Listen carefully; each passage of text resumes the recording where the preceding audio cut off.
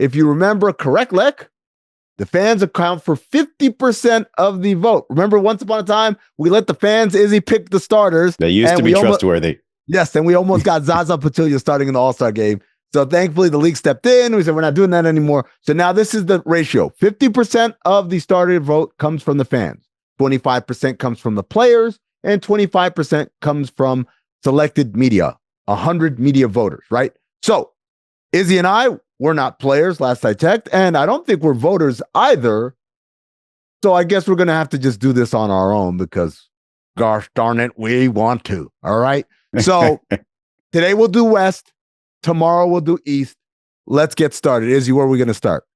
Let's start with the starters. Of course, like we said, we're in the West here. By the way, I'm going to preface all this by saying you could strong arm me into changing almost every one of these. So, and I don't mean you, I mean anybody. And so my position is strong so far.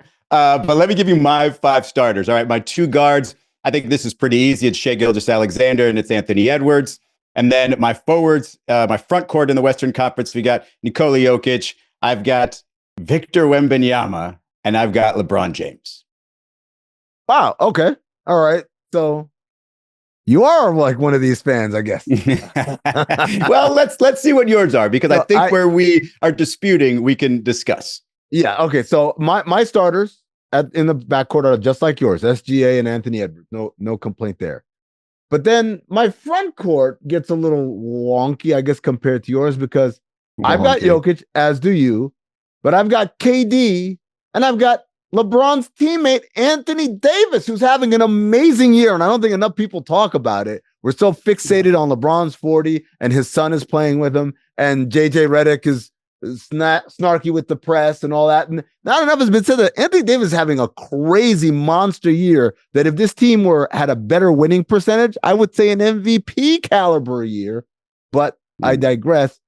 Izzy, other than just being a fanboy, why do you have Victor Wembanyama and LeBron starting? Look, one of my themes on this is I get annoyed with the All-Star game a lot of the time because it's a reward for playing well for about a quarter to 33% of the season, because people have their, decisions made, when that first fan ballot comes out and there's no more discussion. And so to me, more games played means a lot, right? So I'm putting in, let's just say, for example, Victor Wembanyama over Kevin Durant in my mind, because first of all, Kevin is doing his normal thing, right? He is averaging 27 whatever points, carrying that team. Victor's doing it in a different way. He's also got more explosive games. I don't know how big you are on game score, but if you go by game score, he's played more all-star level games, whereas KD is Mr. Consistency. So I'm just putting him over on that, on the fans want to see him because he's a freak of nature. B, his numbers support it. And C, he has played more games than Kevin Durant. And why are we doing this with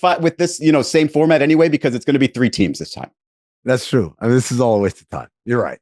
You know what? And then, by the way, my LeBron James over AD is, look, I don't know if it's just the games I'm watching, but AD isn't that guy. No matter what the numbers tell me, LeBron is still doing it at this level. And look, you're going to have an argument or two just like that. And this is my argument for AD. Superstar Hall of Famer, just come off the bench. This is my, look, let me tell you right now. This is one I know because I'm in a group chat with Izzy. I know the toxic opinions around Anthony Davis that bubble in there. And this is bleeding over into your process. Look, I have a lot of the same, gripes or criticisms of Anthony Davis. He's played great this year, man. He really has elevated, and that doesn't take anything away from Wembanyama or LeBron. I just think him and Kevin Durant have played a cut above those 2 names that you said. All right, let's go to the reserves, right? This is where I think we're really going to have a bunch of discrepancies. And so let's go. Let's start with the backup guard. I went with Steph Curry and Jalen Williams. Steph Curry, I believe, I don't want to assume anything, but I believe he's probably on both our ballots as a reserve guard. He's an all-star. He's incredible. But for Jalen Williams, for me, I think this guy is a model of consistency. He plays the game the right way. I have a child who's playing high school basketball, and I wish my kid played like Jalen Williams. He guards up, he guards down. He's an incredible scorer. He's very efficient with it. No wasted movement, no fat on his game. And there's an argument he should have been an all-star last year, but the league wasn't ready. Now, look, the Thunder are the second best team in the NBA, and they haven't even been fully healthy the whole year, and he's been phenomenal all year long. He's going to be the first All-Star from the greater metropolitan area of the city of Phoenix. So I'm wholeheartedly supporting and endorsing. More power to your child, but if I have a kid, I hope he plays like Steph Curry. I'm just saying. Look, I do have Steph Curry on my reserve list. I also have De'Aaron Fox, and I know this is kind of a teammate versus teammate thing. Sabonis might be the guy if you're going to pick somebody from Sacramento. I'm looking at the guard setup, looking at the bigger picture. And again, you can talk me off of this probably with maybe just one drink purchased. But De'Aaron Fox is, the numbers are better than his All-Star year 2 years ago. Okay. And we can say that the offense goes through Sabonis. Yes, but it just goes through Sabonis. Like maybe that's why he gets the numbers that he gets through, because that's their offense. But fourth quarter time, it's De'Aaron Fox time. And if you're going to tell me take one of those players away for an entire season, I think you'll probably be better off. Nah, man, I can't say that. I think it's a toss-up, and I think De'Aaron Fox is because of the numbers situation. I think he should get the All-Star nod this year. It ain't no toss-up, man. You take Sabonis off this team, this is a hard lottery team. You take Fox off this team, I think they're a play-in team. They're not complete. He obviously is a great player, but I think it's Sabonis. The offense runs through him. He's incredibly efficient. He leads the league in rebounding. He's added the three-point shot to his arsenal. He's shooting 48% from three. He's also made 3 All-Stars already. I'm not ready to put him on the verge of Hall of Fame yet. I'm not ready, because in my book, 5 All-Stars get you in. This will be 4. This is just a side argument for me. You're doing all types of math behind the scenes that you're trying to argue against people as opposed to argue for people. I'm arguing for Sabonis, but we'll get to that in just a minute. Let's get to the reserve front court picks, Izzy. Let's see. Let me pull up my list here. My front court reserves, 2 of these names are going to sound very familiar to you. Victor Wembanyama, LeBron James, right? I had no argument about them being all-stars. I just had an argument about them being starters. I get people want razzle-dazzle, but, if I'm picking, I'm going to pick the right pick and not necessarily the flashy pick. But my third front court reserve is Alperen Sengun. I think he's been incredible this year. He was an incredible part of why Houston kind of had a jump forward last year. Ime Udoka's first year as a head coach, he made Sengun a focal point of his offense, much like Mike Brown did with Sabonis, like Michael Malone did with Nikola Jokic, and it's paid dividends. And that Rockets team, Sengun got hurt. They kind of fell short of competing for that play-in tournament last season, but they came back this year, and we heard Coach Udoka talk about how they're achieving many of the goals they set out before the season starts. And I think that all begins and ends with Alperen Sengun. But I'm ready to hear you tell me why it's all because of Jalen Green and Sengun actually doesn't deserve to be there. Tell me, Izzy. Look, I was just about to say I'm still a little hurting from that De'Aaron Fox conversation, but no, these are going to sound quite familiar to you as well. I've got Kevin Durant. I've got LeBron James. I've got Anthony Davis, excuse me, Kevin Durant, and I've got Alperen Sengun, and he is my choice for the Rockets because while the Rockets are very good, 1 through maybe even 1 through 10, he has been the guy that they've chosen to be their go-to at the start of games. He's definitely going to get his numbers, and he is, let's say, auditioning to be their closer because they don't really have a firm closer. I would say Jalen Green has had more of the explosive games. He's gotten more of the explosive plays, obviously. But Sengun, you and I joked about this. Like, I think he's an all-star. I think he's going to be a multiple-time all-star, right? What bothers me about him is that they call him Baby Jokic. And that comes with the idea that he's ever going to be Jokic, like he's ever going to be an MVP, not even win 3 or 4, but even win 1, like a baby version of Jokic. That's a little bit too much pressure, and his game is not the same because he's like the same size. It's a lot of pressure. However, I would say in Jokic's 3rd or 4th year, did you think this dude was going to be a perennial MVP and perhaps one of the 10 best players to ever play the game? I wasn't watching him as closely. I don't think anybody was outside of Denver. But I'm watching this guy closely, and I'm telling you, I'm not a professional scout. I'm just very good at it, and I probably should get a job if anybody's listening. But I think Alperen Sengun, like I said, will be a multiple-time All-Star. Never will win an MVP. Just not going to happen. I'm not ready to say never because of what I saw from Jokic, who was a good player. But, we interviewed him. I interviewed Mike Singer, who used to work for the Denver Post, now works for the Denver Nuggets, but wrote the biography of Nikola Jokic and talking about early on and whether it was in Serbia or even after he came to the NBA, where this guy wasn't wholly confident about his ability to be a dominant player on this level. And it kind of all just came together. So I'm not ready. Alfie, I'm not going to write you off like Izzy did. I know in a couple of years, Izzy's going to say, well, I was on that train a long time ago, but the tape won't lie. Look, I wrote off Harold Miner immediately when they compared him to Jordan. I'm writing this off immediately as well. All right, let's go to the wild card. So we had 2 reserve guards, 3 reserve front courts. Now we have 2 extra spots, Izzy. You can pick whoever you want. You go first. Could have been any position, right? So my 2 guys are a name we've heard already, Jalen Williams. I could have put him as a starter and put De'Aaron Fox as the wild card. It's all just semantics there. But I think, obviously Amin's child is going to have a great career as a basketball player because mimicking Jalen Williams is a good move. I like people who play the right way. What can I say? Yeah, no, I'm with you. I like people who play like white chocolate Jason Williams. And so I guess we're raising our kids in different ways. My second reserve wild card is, this one's bugging me, Amin. This is one you can talk me off of easily, but it's Triple J. It's Jaren Jackson Jr. in Memphis. I felt like this is more of a team reward. Ja Morant missed a bunch of games. Triple J, doesn't jump off the page with numbers, but his offensive game has developed some. He's averaging what I want to say 26.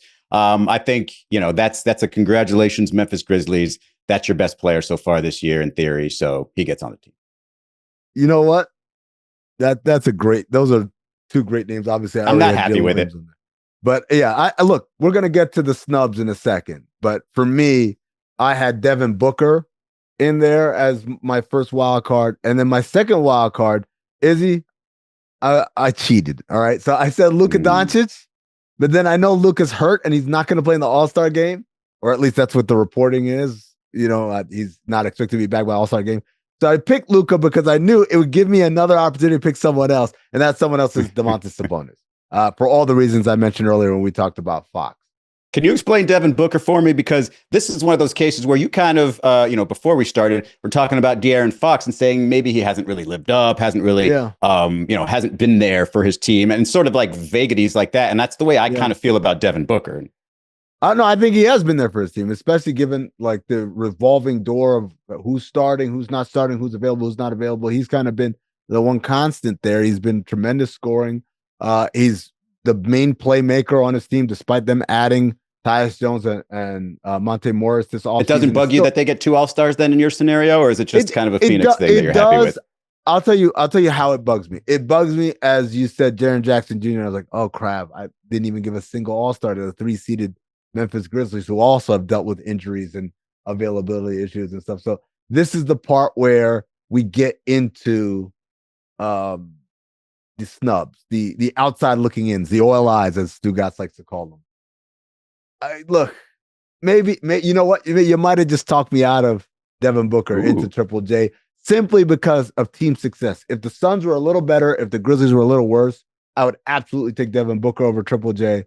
But that's not the case. So I think I got to lean back over. I'm flipping. I'm putting Triple J in Devin Booker's spot. I'm putting Devin Booker as my first outside. I came into this as the flimsy one, and you're the one already switching. You know what? I will say I will reconsider if we do this again in a week. Maybe I'll come off of De'Aaron Fox and go towards Sabonis. How's that?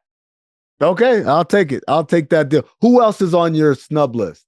It was Kyrie, and to me, it was one of those. Hey, like he has done most of the lifting on that team with Luka missing some time, but he's also missed some time. It was just kind of him or Steph Curry, to be honest. Yeah. And I went with Steph over Kyrie. Wasn't really that difficult. Ja Morant, similar thing, just didn't really play enough. Yeah. Although for the fans, they'd love to see him. But those are probably the most difficult ones. And then leaving off any LA Clippers, that's very much, by committee type of team. I know, Harden's handling the most. I know Norm's scoring a bunch. I had Norm Powell on my list immediately and then realized I had to take him off. I had Norm Powell on my list immediately. And then as the names came up, I had to take him off as well.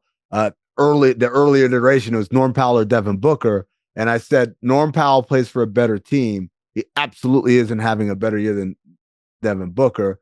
There was another name I thought about. It's like, well, do the Lakers deserve to have 2? If the Clippers, who are better, just shellac them on Sunday night, don't have a single one. But again, Anthony Davis, like I said, has been tremendous. And LeBron James, if I'm being honest, no matter how great a year Norman Powell is having, it's not as great a year as LeBron James is. And You know what? An indicative play of that, there was a play in Clippers Lakers where Norm Powell drives and he gets fouled, and the refs call it as a pass off. And he says, "No, I was shooting. And the refs say, no, you were trying to pass it off. And I was like, refs, you're wrong. And here's how you know. Norman Powell would never pass it off. He shoots it every time he touches it, right? If we're LeBron, there's a real argument. Like, was he shooting? Was he not shooting? Because LeBron, by and large, makes the right play. Norm Powell, I'm not saying it's the wrong play. It's who he is. And he falls in a long line, Izzy, of guys like Lou Williams, Jamal Crawford, Monte Ellis, great scoring guards. But it's like, that's kind of all you do. And it's hard to put you above other players who are doing way more while your team is only marginally better. Side note, I think JJ Redick and Mike Budenholzer probably don't want both of their guys making All-Stars because it's not a great look for them if they have a couple of All-Stars and their teams are just still disappointing. Today, we're going to tackle the East. And so we're going to take a look at the starters, the reserves, and the 2 wild cards. Sound good? Yeah, that sounds good. We'll start with the starters.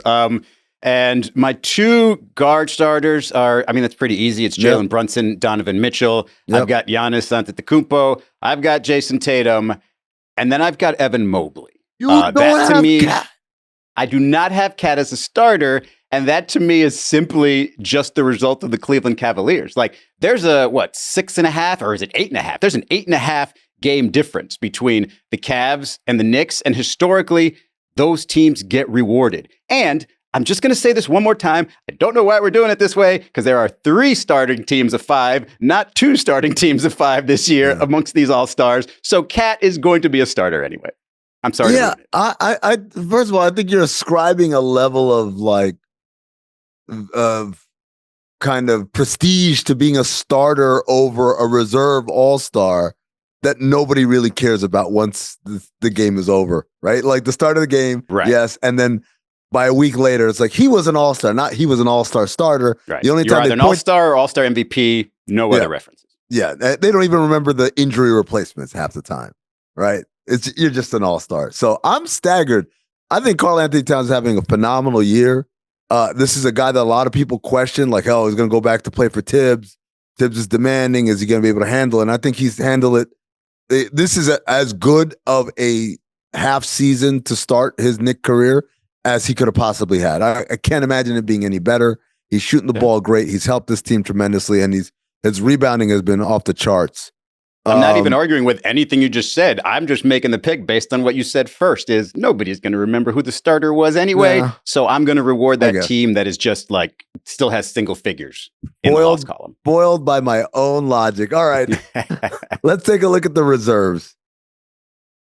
Whew. So we're going to go where? Guards first? I mean, I got Darius Garland, Trae Young. I mean, that's pretty obvious. I've got Jaylen Brown, and then, of course, Karl Anthony Towns there. And then I've got Pascal Siakam. And that's one I think you're going to roast me on. What? He's played every game for that team. He's been their assignment on all the tough offensive players. He's just been phenomenal for that team, and they're in playoff position. I think he deserves to be an all-star. What about Cade Cunningham, man? This was a numbers thing. Again, we're going to have 3 different teams here. This was a numbers thing. One of them had to be a reserve. One of them had to be a wild card. Spoiler alert. All right. Well, let's do this. Let me see your wild cards. Let's show them on the table. Okay. So look at us. All right. We've got the exact same team, just different locations. Different. All right. Can we talk about Tyler Hero for a second? Because there's a couple people missing from this list that people are going to say, what? Yeah. LaMelo Ball? Yeah. Get off my all-star team. You've missed too many games. You missed, I think, 11 games. He's played in 28. They're 11-17, I want to say, in those 28 games, not resulting in winning. Very classic looter in a riot situation. Yeah. I do not want LaMelo Ball on my all-star team. Damian Lillard, the numbers are similar between him and Tyler. Tyler's a little bit more efficient, but I give Tyler the edge because he's been sort of number 1 option on that Heat team all season long, whereas Damian can kind of, play alongside Giannis. I mean, I don't know who else you left off your list that was a difficult one. Tyrese Maxey was the 3rd one for me, and that was more of a factor of that team struggling. That team is just not good. To me, the guy I agonized the most of leaving off was Jared Allen. I was he's on my snub list too, yeah. I was like, man, like Like, if we're gonna sing the praises of the Cavs' success, and that's why they're sending all these all-stars, how do you not send a guy who's the central figure to their defense?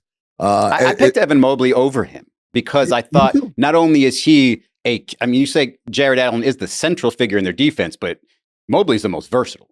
Sure. And shooting 40% from three this year, uptick on attempts, like that tells me that part of the reason they're as good as they are, surprising, is because of his increase in productivity. To me, I picked Evan Mobley as well. I'm just saying Jared Allen plays such a pivotal role to their success. How do you leave him out? But it's just tough. There's so many good names, and he was the odd man out, and I kind of felt uncomfortable. This takes you into the mind of a voter. I felt uncomfortable giving them 4 all-stars. Yeah. And they're like a half game or a game better than Oklahoma City, and Oklahoma City only gets 2. Right. Like that was like kind the of Magic get none, by the way, because of injuries. The Magic and that was the other one I was going to say. If Franz Wagner or Paolo Banchero had just played a little bit more, yes, either of them, maybe even both of them, depending on how many games they would, maybe both of them would have been all-stars. Yeah. But because they both would have been healthier, they would have won more. I agree. They probably would have both. Yeah. And so they missed so much time that it was just like it was hard to do. And LaMelo, look, again, we're gonna get killed for this, and I'm all right with it. Because let me tell you why, man. Like I'm not saying everything that wins and losses hinge on one person, but in his case, it hinges a lot on him. They're like, look, I get it. It's fun to watch, and he's got an appealing style. He's clearly a very skilled player, but like, it's okay to say he hasn't made that leap yet. And that what I mean by that leap is exactly what Izzy said earlier. To go from looter in a riot to someone who is actively elevating the people around him to success.